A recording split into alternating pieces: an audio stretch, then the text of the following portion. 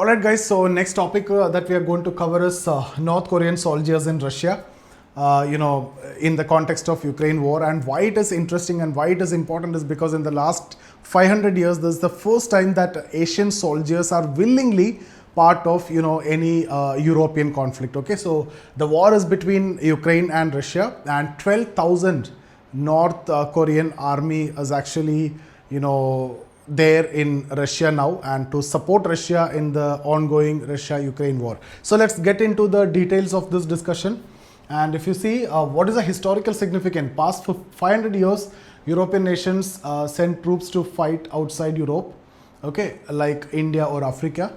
Now, if you see World War II, Indian soldiers fought in Europe but under British command. Now, here independently, North Korea are actually sending on their own willingness, okay. So, North Korea independently sent troops to fight in Europe, and that's actually the historical significance. And I told you in 500 years for the first time that an Asian country is doing this and engaging in a European conflict and sending army in that context.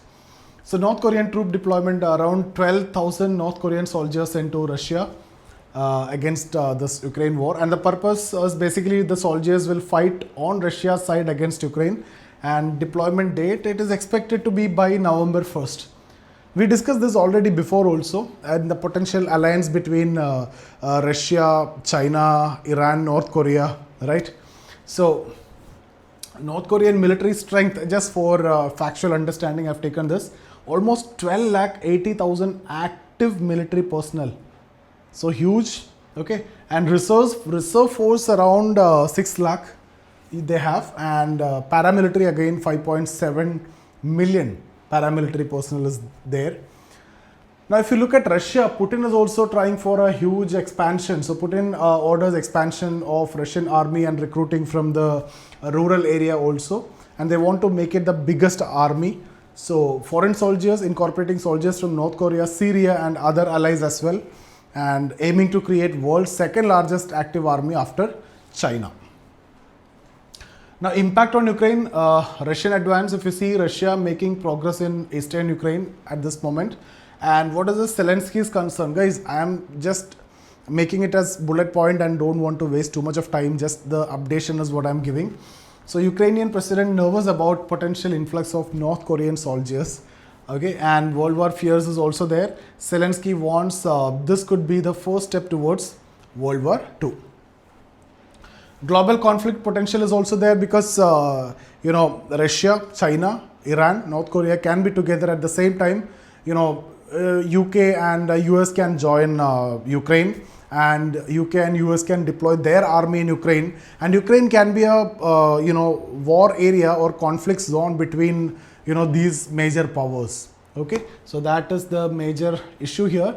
So current situation, North Korean troops joining Russia in Ukraine.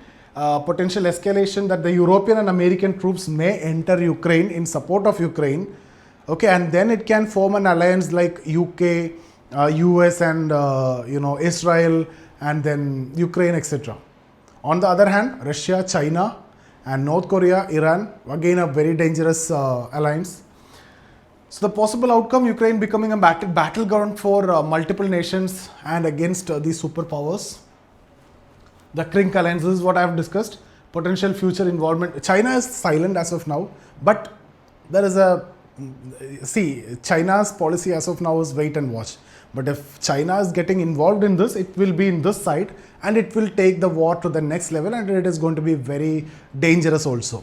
Okay, so China, Russia and Iran already aligned with Russia in the conflict openly, and North Korea is also sending the troop as well. So only thing is that China need to join this. Now this three is already established. India stands as usual, it is neutral, maintains distance from the conflict, and citizen protection requests return of Indian citizen mistakenly sent to the front. Non-involvement, emphasizing having nothing to do with the war. So that's it guys, that's what I wanted to update about this, that the North Korean soldiers are in Russia now, going to fight against Ukraine, and it's a huge number, 12,000. And why it is significant is because in the last 500 years, this is the first time that an Asian country is sending its troop voluntarily, in the context of a European fight or war. So that's it. Thank you so much. See you in the next video.